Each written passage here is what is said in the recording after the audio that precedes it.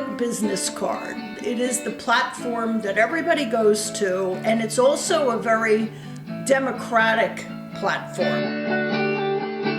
Hi, I'm Mirav Ozeri, and welcome to How Much Can I Make? I am a curious journalist, fascinated by what people do for a living, what their jobs are really like, and how much they can earn. Join me as we dive into stories behind careers, uncovering insights and details, which I hope you'll find as intriguing as I do. So let's get started.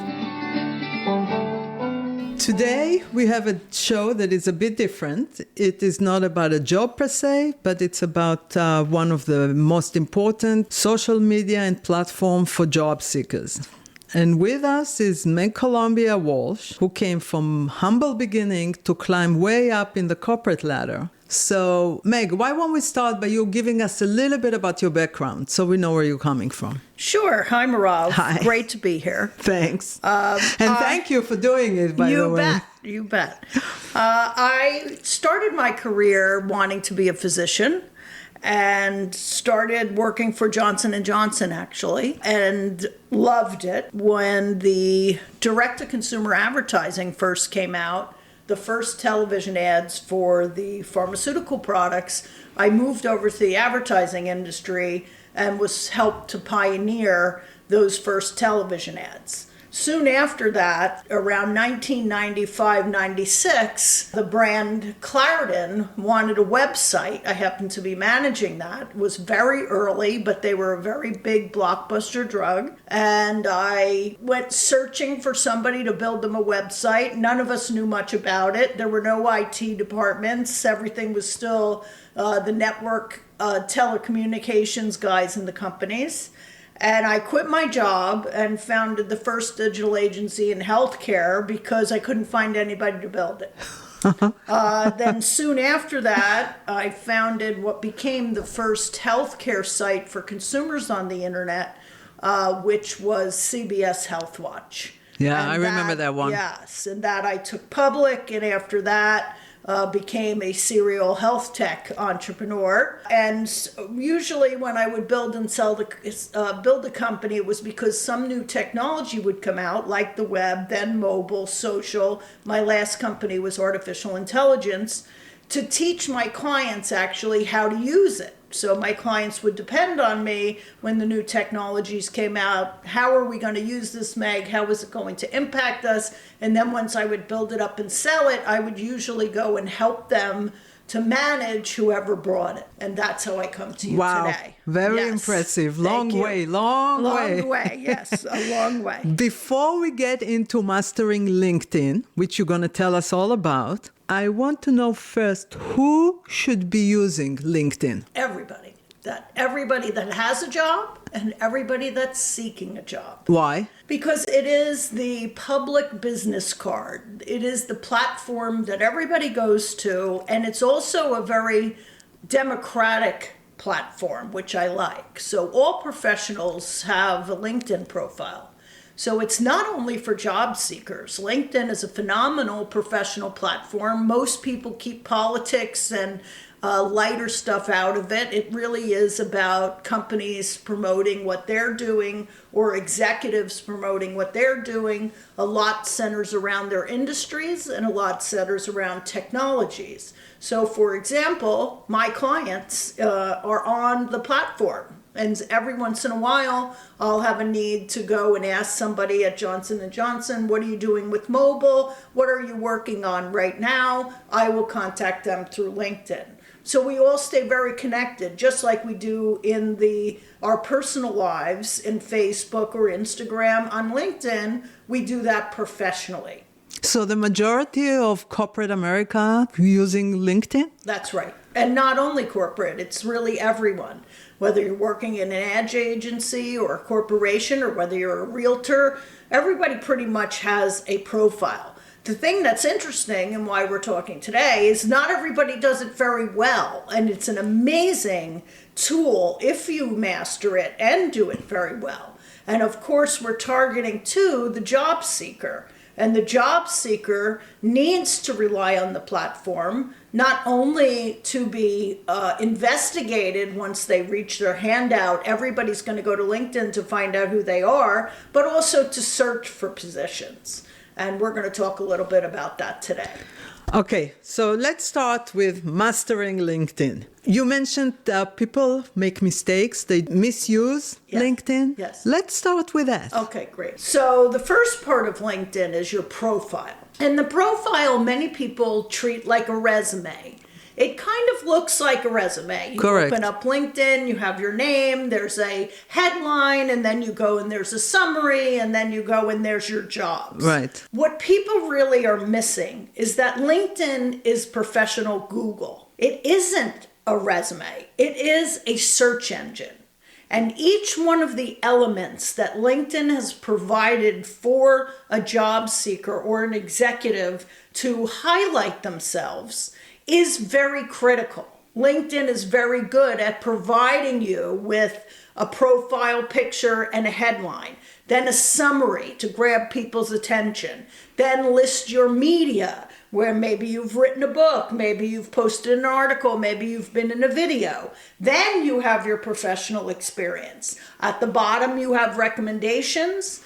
You also can highlight your skills. So where people really make a mistake is they don't take the time to realize that each one of those sections has to be optimized for the search engine to find them properly when people are looking for different topics. So when you say optimize, you mean like hashtags and tagging and all of that? Not necessarily hashtags, but when you go to, so let's break it down. Okay. So we get to the headline section, right? I have my Right. picture.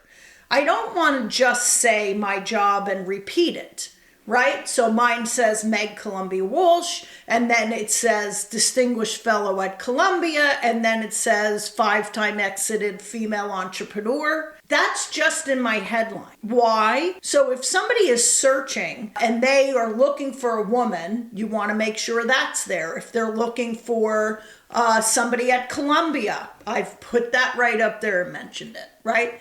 Then you go to the summary. My summary is very extensive. People are afraid to do that. No, opposite. What, like 3-4 paragraphs? Yes, it is. And it lists every award that I've ever gotten. Because again, when people look for candidates, an expert just like you do, I need an expert in AI. Right. I am an expert in AI. I want to make sure that in my summary, I say extensive experience in AI and machine learning. But I'm not just saying that like a resume where you're looking impressive. I'm saying all the things in my summary that summarize me so that when somebody is searching, I come up in the search. So when I say optimize, what I mean is you want to make sure in each of the sections of your profile on LinkedIn that you are very complete in thinking about it like Google, so that if somebody's searching, are you really doing a good job of telling who you truly are and detailing your experience so that you will come up? So for example, for myself, I want to come up as an entrepreneur. I want to come up as a female entrepreneur. I want to come up as a health tech entrepreneur, right? All of those things are covered. I don't miss those words because however somebody is searching, I want them to be able to find me. All of the things that I write down before I do my profile that I want to come up if somebody's doing a search, I make sure in each and every section of my LinkedIn profile that it's done extremely well. Would you recommend in the profile and the summary to put some pictures or something, or just print? No, it's just print in the different sections, except for there is a media section. So there is a section where I do have the videos uploaded that I have, been a speaker. So I accepted an award. I have the acceptance speech. I taught a class for entrepreneurism at Stevens Institute of Technology. I have that in there. I've published a lot of articles. I have the articles in there. So there is a option to do multimedia. And if you have that, it's a fantastic thing to add. Where do you find this option in LinkedIn? I never saw it. Yes, so you can add sections on LinkedIn. So underneath your profile, it actually has tools. And I would highly recommend that you look at, and perhaps we can do a follow-up to this in a webcast. There are videos that explain exactly what I'm explaining really good ways to add a section. So if you are a person that happens to do a lot of speaking, you want some of those speeches in there. If you're a person that happens to write a lot of articles, you want that in there. In LinkedIn, under your profile, the tools are there that say add a section. Oh, okay. Add media. So those tools in LinkedIn exist to add different sections depending on who you are. So for example, if I was a realtor, I might want to upload, say I have a postcard that says recently sold. I might upload that into there. So there is a way to feature your multimedia, let's call it for the sake of right now. But you can put media into your LinkedIn profile, but it just becomes another section. Wow, I never knew about that. I know. So most people don't focus enough on the different sections. So there's the basic sections, which is your headline and yourself. You want that headline to stand out, right? Then there's your summary. You want the summary to say really who you are, but also put those keywords in there that you want people to find you, your awards, your honors, etc. And then I have recommendations, so people who have come in to recommend me. And that's really important. People don't do this as well. You can invite people through LinkedIn. So I can send you a request, Mirav, would you write a nice note about me for my LinkedIn profile? Almost 100% of people say yes. Right. I have about 15 in there. Some of them just happened.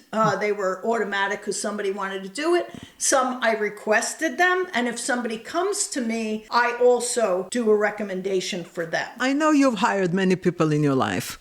If you go to LinkedIn to look for somebody, you look at all the sections in the profile? I do if they're interesting. So if their headline catches my attention and they have the skills I'm looking for, I will dig deeper. What else can you tell us? Okay, so let's switch over. We can cover the profile in more detail later in another session. Let's move over to now the job seeker. Okay.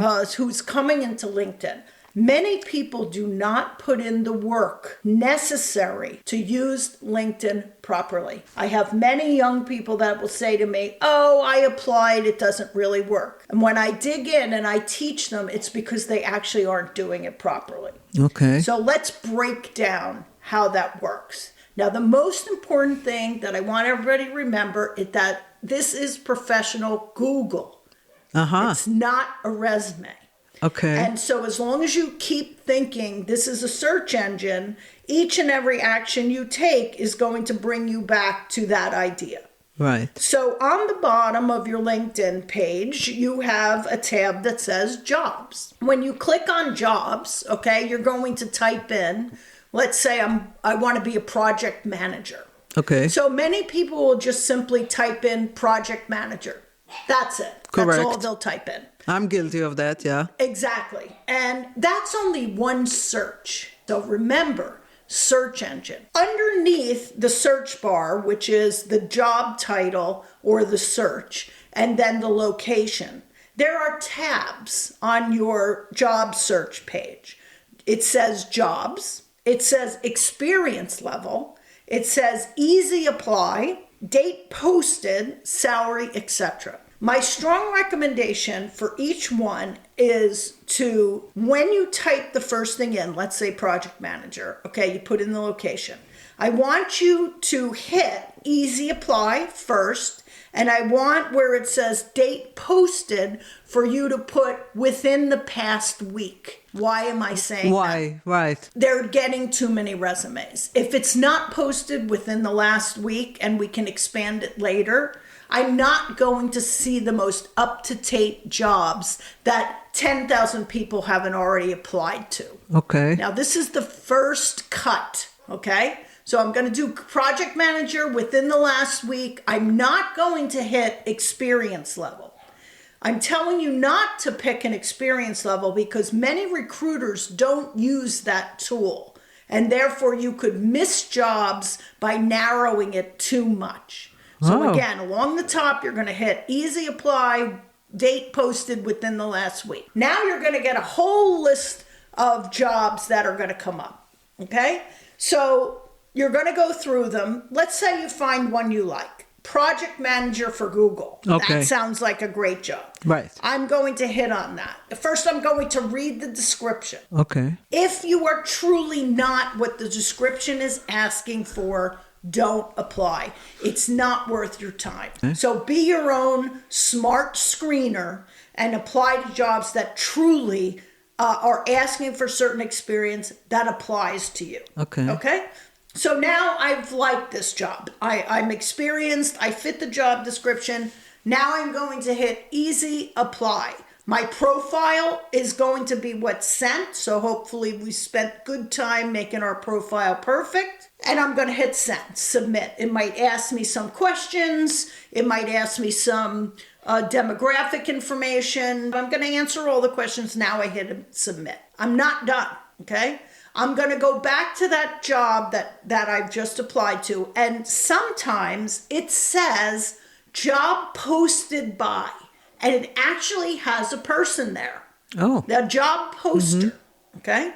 So the second thing I'm going to do after I've applied for the job is I'm going to hit that job poster and I'm going to hit connect and I'm going to connect to them. And if they accept my connection, I'm going to write them a note. Mirav, you posted a job that was project manager for Google. As an example, I just applied to the job. I just wanted to reach out to you to move to the top of the list. Very nice to meet you. Thank you in advance for your consideration. Nice. That separates you from the pile of 10,000 resumes that person just got. Right. You're still not done. This is still one job. Okay. Now you're going to the corporate website. Even though you applied on LinkedIn, if it's a job you really like and you're reapplying to the same job. Through their website. That's right. Now, why would you do all Why? this? Because again, it's different people looking at the resumes. Oh. So when you send it through LinkedIn, it might go to a certain area of the recruiter that posted it that's scanning through the LinkedIn resumes. But the hiring managers or the HR department within the company might also be looking at the resumes. They could be two different people. When you were looking for people, did you go to LinkedIn or did you go to your own website? Both. Both. Okay. And I had two different people looking at them, which is why I'm saying this, right? Here's another very important point. Okay. Now we'll move to Amazon, an enormous company with 1.6 million employees. Everybody wants to work there, right? So when I talk to some of my mentees, they'll say, oh, I applied to Amazon. I didn't get called back. I'm like, okay, there's 1.6 million employees. Let's say there's 30 divisions. Right. Each one of those divisions is hiring. And within the divisions, there's probably 30 different people hiring. Right. So it's more about the position than it is about the repeat in the company. Okay. So 10 people at Amazon could be hiring for a project manager, myself and you. But you're in California and I'm in New York. It's two different divisions, two different jobs. It doesn't matter if you apply to the same company for different positions over and over because different people are looking at those resumes. And if you have a real desire to work somewhere, you really want to put in the work. Now, the work I'm describing to you, what I tell my job seekers is, I want an hour a day. What? They say?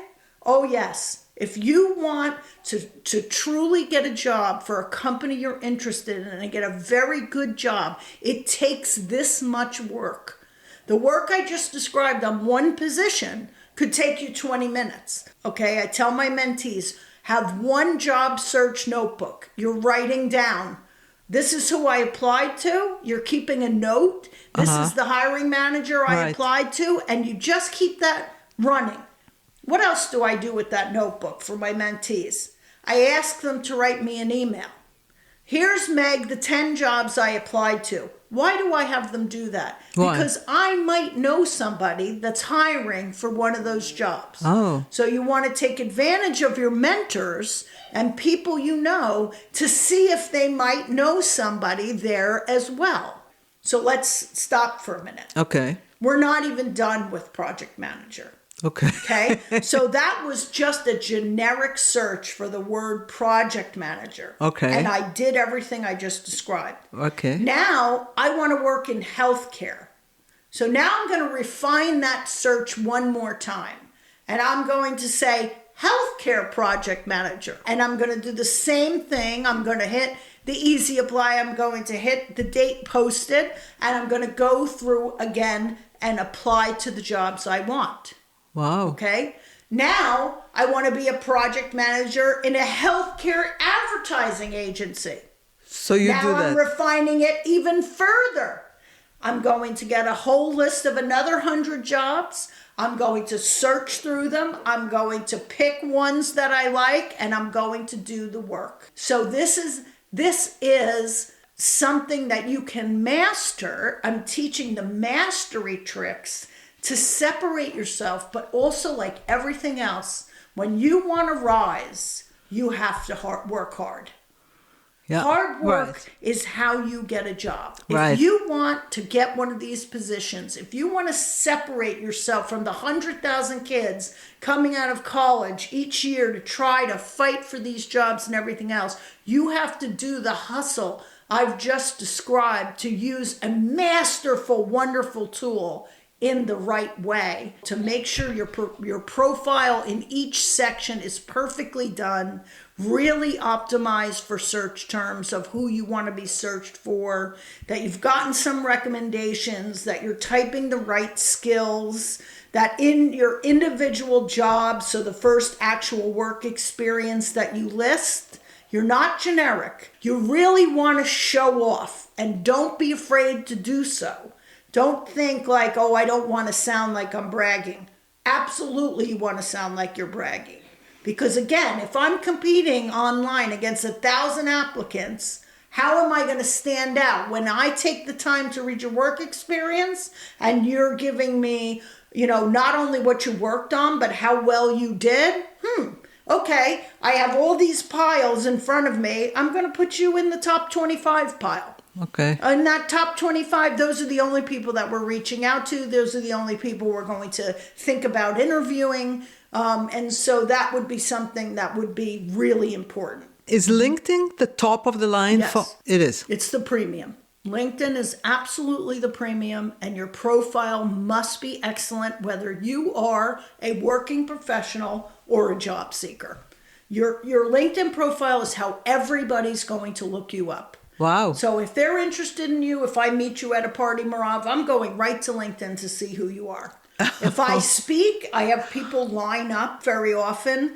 If I've spoken and people give me their business cards, if they're intriguing, I will go and look up their LinkedIn profile because I'm like, who are they? What is their background? You can also do this aggressively yourself. If you want to work in healthcare, for example, and you have some target companies, you might do a search and go connect with some of the HR people or go connect with people who might have a certain skill. Just look them up on That's LinkedIn. right. And if they connect with you, then you can send them a note. So for a total beginner, let's say somebody just made their profile with your advice on LinkedIn, have no contacts. How do they start to get some contact? They would do it in the area they're interested in. So Okay. my daughter, for example, is a University of Pennsylvania student. She is interested and majoring in computer science. Okay. Okay. So she goes and does her profile. She makes sure that it's very professional. And then she might do a search for, let's say, cybersecurity. Okay. She could go in and do a search that says, who are the leading cybersecurity professionals? Or she could find a company. And what happens is there's a button that says people. So if you type in JP Morgan on LinkedIn, right, just in the regular search bar from the homepage, you're going to get JP Morgan is going to come up. Across the top, there are multiple buttons. One of them is people. One of them is jobs. She could hit the people. Okay. And she could look at some of those people she would be interested in connecting with, and could be the head of cybersecurity, could be the head of internships, could be the HR person, and she could reach out and connect with them. Okay, and if they accept her connection, she's a lacrosse player. Right? She could look for professionals who are lacrosse players, women. Right. They're very eager to help each other, women athletes, right? So in the last 5 years, who were the women that graduated from the University of Pennsylvania in lacrosse, those would be a great way to reach out and connect, particularly if they were in an area that you wanted to work in. This is a hard work activity, right? It takes time to reach out and get contacts. It takes time, methodical time, to search for the jobs. But you can nail the best job. That's exactly right. And I'm going to put that work in, boy. I didn't get here by mistake. Right. I know that. The way I got here was this kind of methodical, organized work to do. And if somebody told me, my mentor, that they wanted me to do this an hour every morning, I did it an hour every morning. I didn't ask any questions. Right. That person has 30 years experience. If they tell me to do this for an hour every morning, they must have something. How did you find your mentor? How can somebody find a mentor? I love that question. That's a great question. So in order for my daughter to get her internship, right, she went to an incubator program. She had to do a computer science program for this internship, right? Okay. I told her, when you walk in there, I want you to go up to the people who are actually working there, who are running the programs. I want you to walk right up to them and introduce yourself. And I don't want you to be shy. What if you're shy? What do you do? You have to not be shy. Okay. You know what? It's not... It's your livelihood, it's and your you got livelihood. It's who you are, and you're just going to have to swallow hard and get up the courage to go over to them. Okay, but back to the mentoring question. How do I get a mentor? I don't know anybody. I want to be in the field. How do I get a mentor? When you begin to work, even if it's an internship, all the way up the chain. This is so important. When I was coming into corporate America, mentoring was a formal process and people did it readily. We were also in the office. This is why I tell young people, you want to be in the office, because by osmosis, you're going to be with people who have 10 years experience, 20 years experience. You are going to learn from them. Right. You want to be in their presence. You want to get up and feel good and get dressed up and go into work every day, because you're going to learn so much from those people. And you have to just ask the ones you've gravitated towards, would they be willing to take the time to be your mentor? And you start by saying, would you consider getting on a phone call with me and talk about my job search? You might have to ask 10 people. I always say yes. And many women want to help women. Do you have one story to tell us how one person got you to mentor her or him? I do. Actually, I have a great recent story. Let me hear it. I played basketball for Rider University, which is a mid-level Division I school. And I went down to talk to the team about exactly what we're talking about. So I volunteered to go and talk to the current players about finding jobs and internships and etc. Every time I do this, Mirav, it's shocking. There's 20 people in the room, okay? I offer my email, my advice, my mentorship, right? I care about those players. I played there. I want them to do well.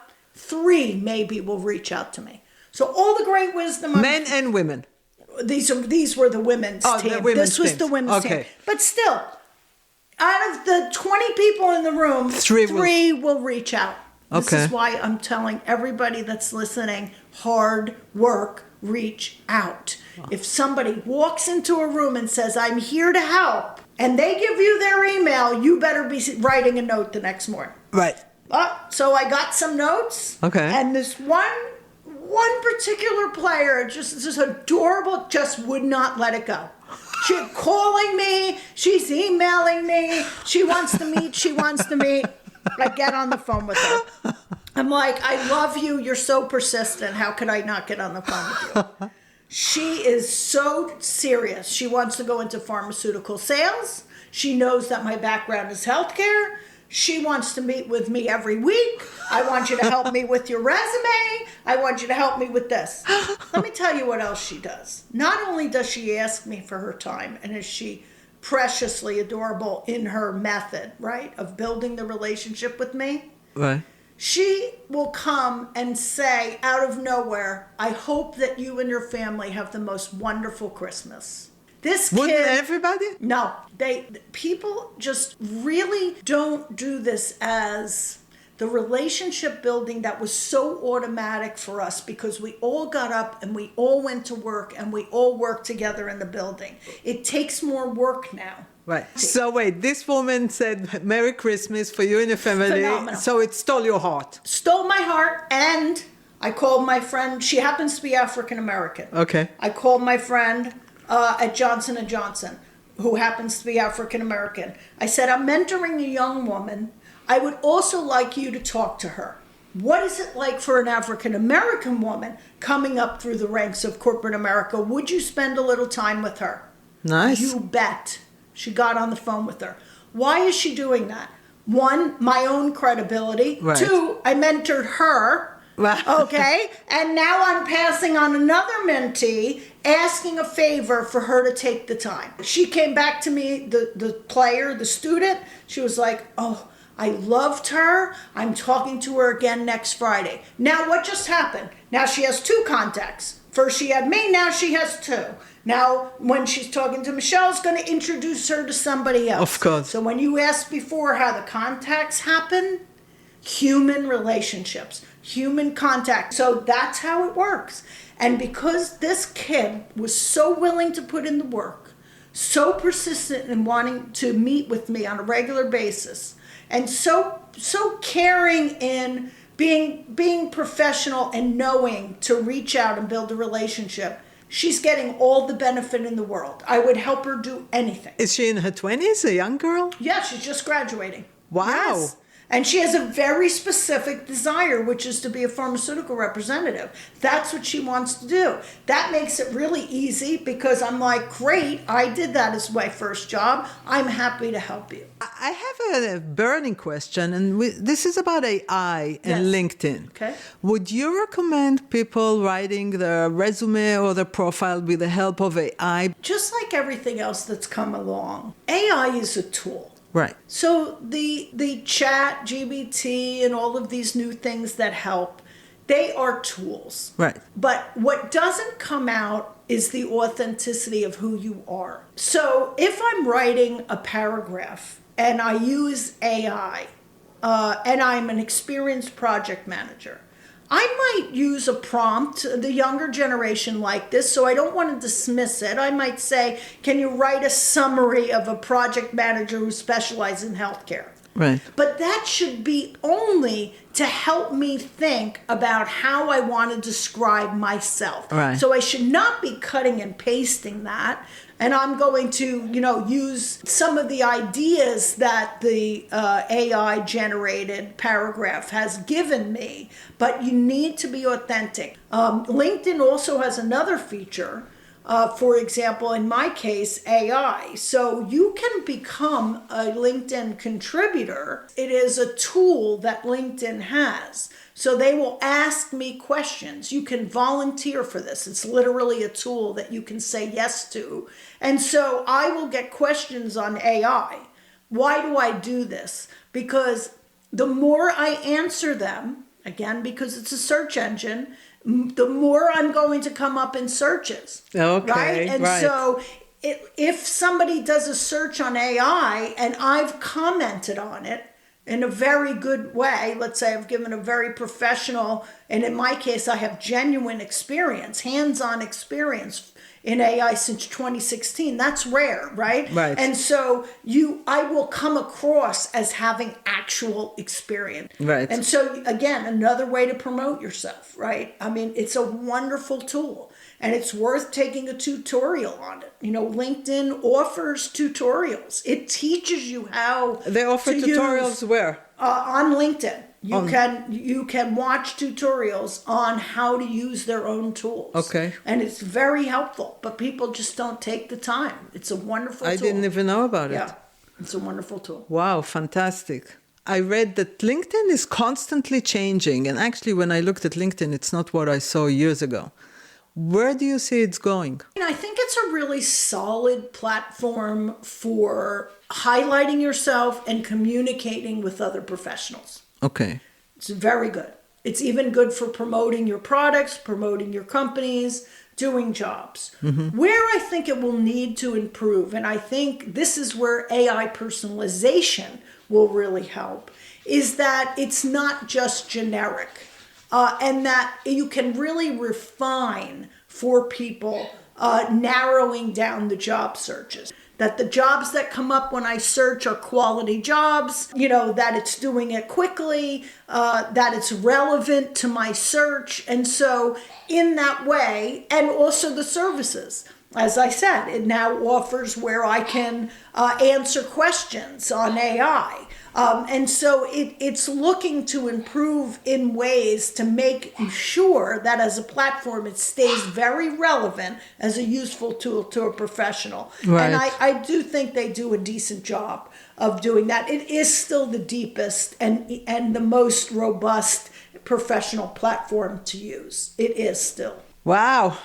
That was amazing. Oh, I didn't know any of it. I really should get on LinkedIn. There's you no should. question about it. Yes. And I master recommend for our audience, listen to it again and follow the steps. Meg is highly successful. You want to be as successful as she is. Follow what she says. Meg, I can't thank you enough for this. This is fantastic. I can't wait to post this for the young generation to see it. I'm thrilled to share it and Thanks. happy to come back to do more. Yes, definitely. Yes. Thanks a million. You bet. Pleasure to be here. Thank you, Mirav. Thank you. Okay, that's a wrap for today. If you have a comment or question or would like us to cover a certain job, please let us know. Visit our website at howmuchcanimake.info. We would love to hear from you. And until next time, stay curious.